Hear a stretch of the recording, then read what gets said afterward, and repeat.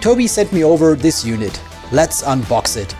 The tracker arrived triple boxed, so I guess it's almost impossible for it to get damaged during delivery. The entire packaging is very thoughtfully designed, as you will see shortly. First thing in the box is the tracking unit itself. It's made of aluminum and looks and feels very high quality. Then there's a USB extension cable, followed by the mounting bracket for curved screens and a cleaning wipe. Also included are two magnetic mounts, so you can swap the tracker between two different monitors. The installation instructions are easy to understand and printed all over the packaging. You really can't miss them. Installation is dead simple. The tracker must be attached to the bottom edge of the monitor. It does not work on the top. First, clean the surface with the included wipe. Then attach the self-adhesive mount. I've created a white image with a black center line to assist with the positioning. Download link is in the description if you want it. Now the peel ceremony follows. Afterwards, the tracker firmly snaps onto the mount. You also still have a millimeter of wiggle room to position it perfectly, which is quite nice to have. Now just connect the USB cable, make sure it's a USB 3 port, and the Tobii 5 comes to life. The following setup with the Tobii Experience app is stupidly easy. Even a baboon sloshed as a pirate on shore leave could do it. First, you need to align the lines on the screen with the markings on the tracker. Then you're required to sit in an upright position in front of your screen. That's the only part of the process the baboon could possibly struggle with. Now the tracker detects your eyes and you just need to sit there and look at a few dots until they pop. That's it, calibration complete. The eye tracking is super precise in general. It only gets some problems on the edges of my 40-inch screen. Tobii officially supports up to 30 inches depending on the aspect ratio. I'd say in 16:9 everything up to 38 inches should work. With this out of the way, let's continue with Tobii Ghost. It's a cool feature that shows you where you're looking at. So as a content creator, for example, your viewers can follow your eyes wandering around the screen. A heat map is also possible. Note that the marker is invisible to you, but it will appear in your recording. That doesn't work with GeForce Experience, for example, but with other tools like OBS or Twitch that support layers. Then there's Tobii Game Hub. The app compiles all the supported games and lets you customize your tracker.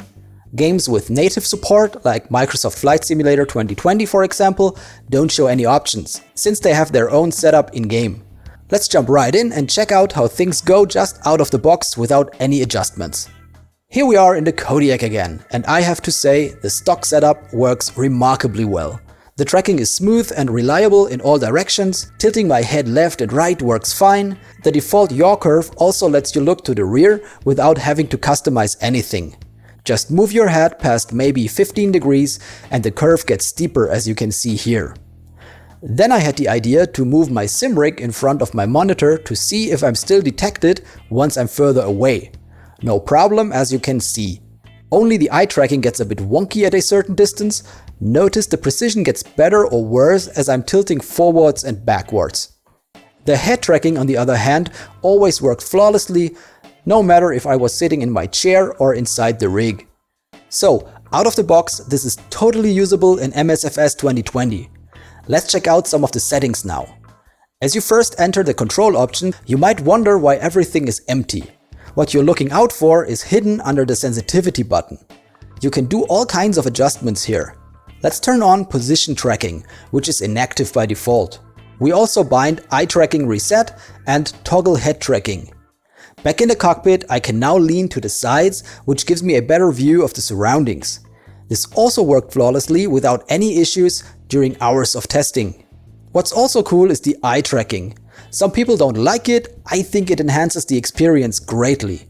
The tracking is a lot less sensitive compared to the head tracking, as you can see here. It just slightly repositions the image depending on where you're looking at.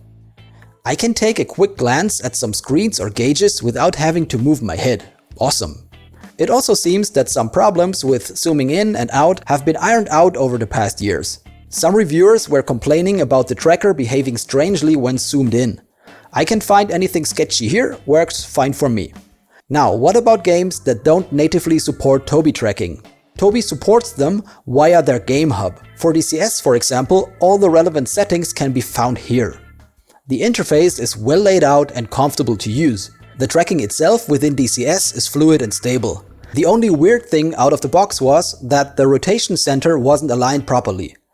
Unchecking relative head position solved the issue. Looking around inside the cockpit and moving the head forwards and backwards worked perfectly fine. There's room for tweaking around a little bit, of course, but the out-of-the-box experience is quite satisfactory already. But where's light, there's also dark. Yet without dark, there couldn't be light. Was ist das denn? Philosophie aus dem Baumarkt? Hör auf und sag, was los ist. Well, Heinz has a point here. We've covered MSFS and DCS so far, but what about another widely played simulation, IL-2 Sturmovik? As I fired it up, I found out that Tobii dropped support for it long ago. The sim uses an, as I understand, outdated protocol for head tracking that doesn't get developer support anymore. The IL-2 devs, on the other hand, made a statement on their forums that replacing it with something more up-to-date isn't a priority. But there's a workaround. It's called Facetrack No IR. That's a little tracking tool with a Tobii 5 plugin available. Link in the description. Once installed, together with the plugin, the tracker immediately starts working with IL-2. I had to fiddle around with the curves a little bit, and after like 20 minutes I found some adequate settings. The result wasn't as convincing as in DCS or FS 2020, yet still a quite good experience on par with other trackers I tried out. But there's a catch. Facetrack No IR writes stuff into your registry FS 2020 doesn't like. And as a result, a Track IR device appears. Which again confuses the game and it simply stops to track anything. The solution is to delete the natural point registry entry and there we go. The Track IR is gone and the Tobii tracker is working again. Problem is, you have to do this every single time after you've played IL-2, which is a bit inconvenient. So please Tobii, maybe there's a way to somehow get this working again. Or hey, 1C, maybe you can finally prioritize properly integrating Tobii support. I know you're working on this hot new game of yours, but the Tobii installation base is growing and IL-2 might profit greatly from supporting it out of the box. Support for the Tobii tracker in general is also growing. After my testing, I'd say it's the premium solution out there right now. It's super precise, you don't need to wear anything on your head, the hardware is very well made and sits subtly at the bottom edge of your screen without emitting that particular gaming style. The software isn't bloated, comfortable to use and structured clearly, so if you don't want or need Ghost for example, just don't install it. If you're thinking now this is all great but you don't want to shell out over $200 for head tracking, watch my Trackhead V2 review. It gets the job done for less than half the price, albeit not quite as smoothly and without eye tracking, but still without forcing you to wear anything on your head. Thanks for watching, fly safe and see you next time.